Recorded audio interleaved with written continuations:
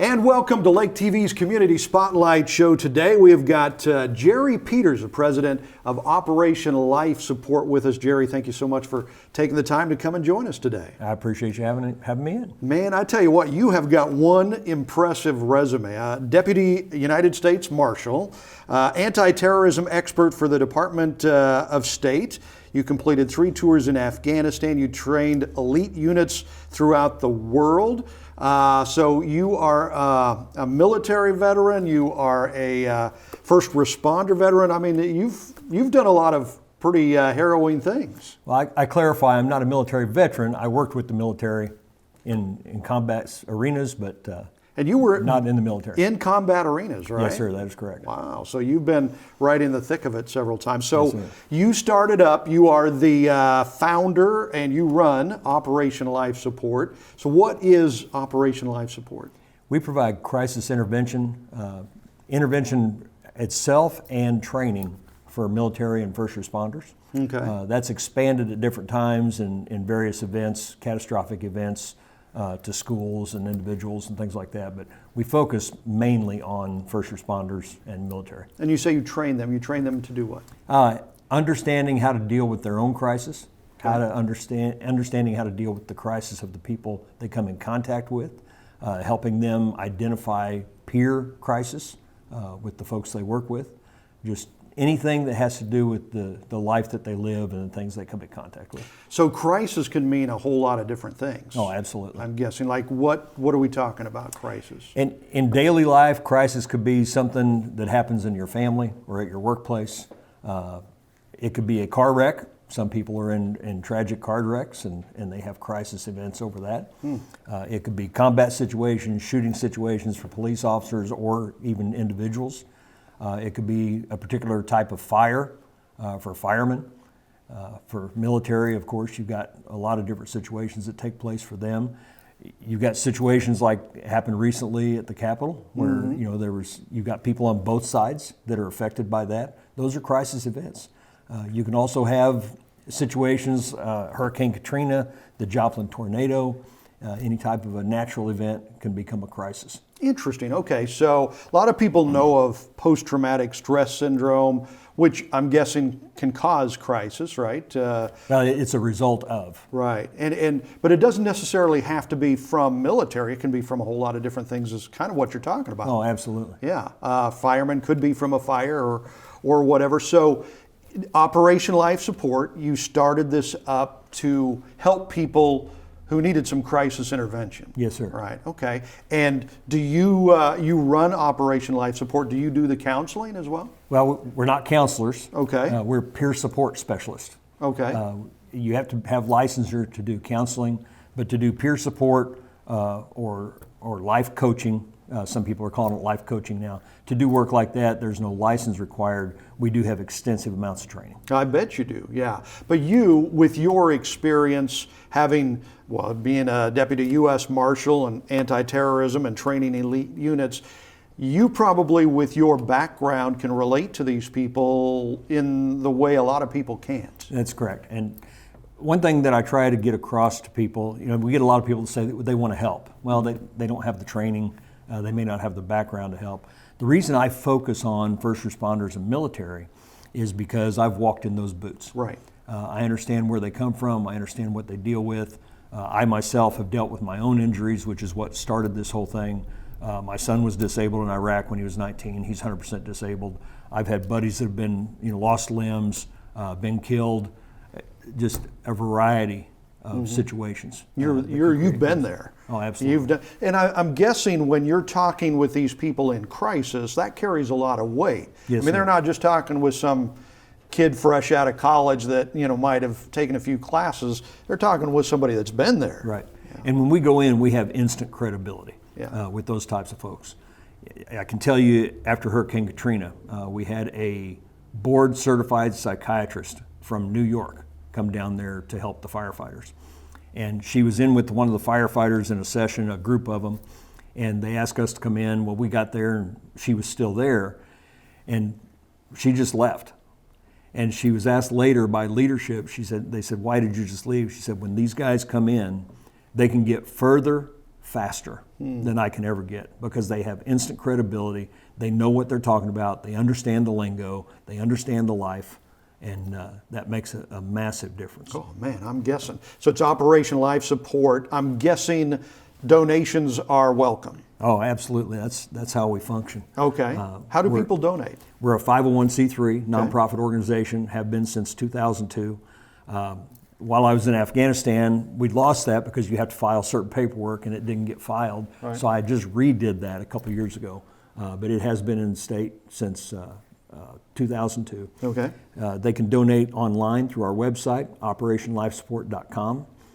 They can also contact us through the mail, P.O. Box 522, Osage Beach, Missouri, 65065. Okay. They can send checks made out to Operation Life Support. They can send letters requesting more information. We also have a platinum rating with a group that monitors worldwide nonprofit organizations. And the platinum rating is given to about 1/10% wow. of all the people in the world that have that. Well, I'm guessing that means you handle things right. We've gone through a lot of hoops. Yeah, no shenanigans there. That's right. It is Operations Life Support. Operations Life Support. Jerry Peters, the founder and the operator. We'll have more with Jerry right after this. Your car wants to look its best. The paint, the trim, the wheels, the tires, they want to show off in all of their sparkling glory. Let your car shine with the Quick Car Monthly Unlimited Wash Club. For one low price, you can let your car strut its stuff anytime you want. Your car will thank you. Welcome to the club. Quick Car. Quick, easy, and professional every time. In Jefferson City and Osage Beach. Your time on the water is limited, and Hy-Vee in Osage Beach knows it. Let us do the shopping so you can maximize your lake time. With our Isles online app, you can have your groceries delivered or ready for contactless pickup when you arrive to the lake. With all your grilling favorites, snacks, fresh produce, and home to the lake's largest wine, spirits, and beer department, your weekend at the lake starts with Hy-Vee in Osage Beach, where you'll find a helpful smile in every aisle. Discovered over a century and a half ago, Bridal Cave continues to amaze those who venture through it. As you tour through Bridal Cave, you'll see massive onyx formations, giant columns, and the one and only Mystery Lake.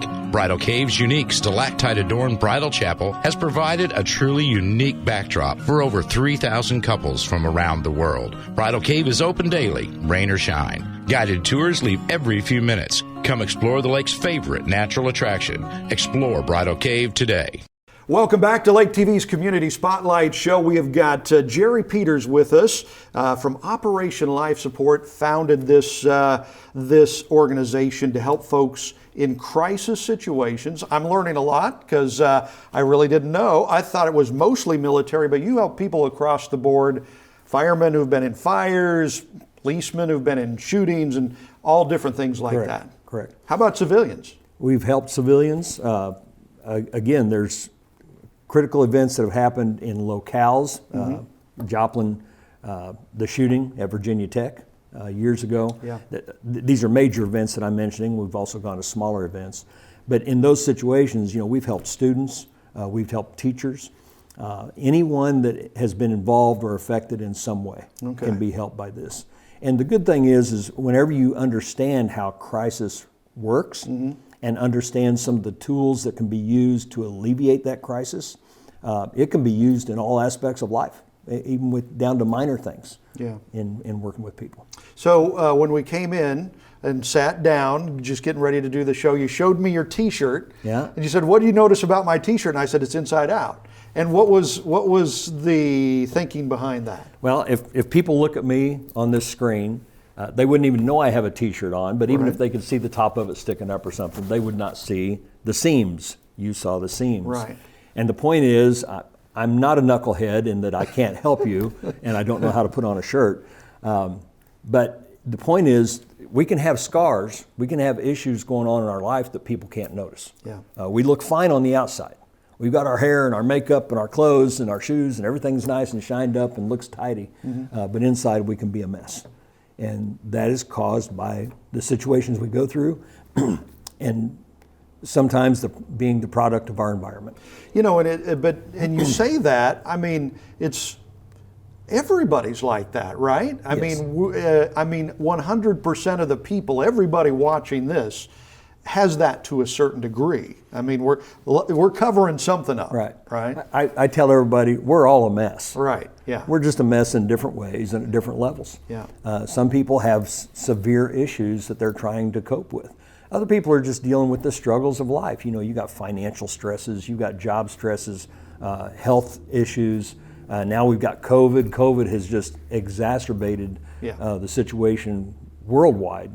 And in our country, with the numbers that they keep, mental health, use of alcohol and drugs, and suicide have gone up exponentially during the COVID crisis. So what was it when you started up Operation Life Support? You started it up and you run it.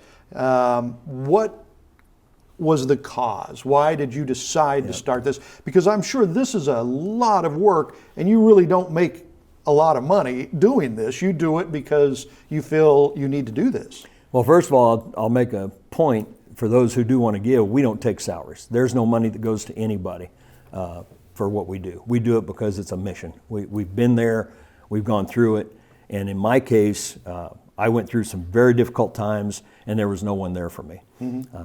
I broke my neck in the line of duty. I spent 8 months in bed. There were times I couldn't use my arms, my legs. I spent about 2 years in rehab, functioning and learning how to walk again and just getting healthy. And people would come. I had a few people that came to me. 4, as a matter of fact, over that 8-month period. And those 4 people, they meant well, but some of the things they said were not realistic.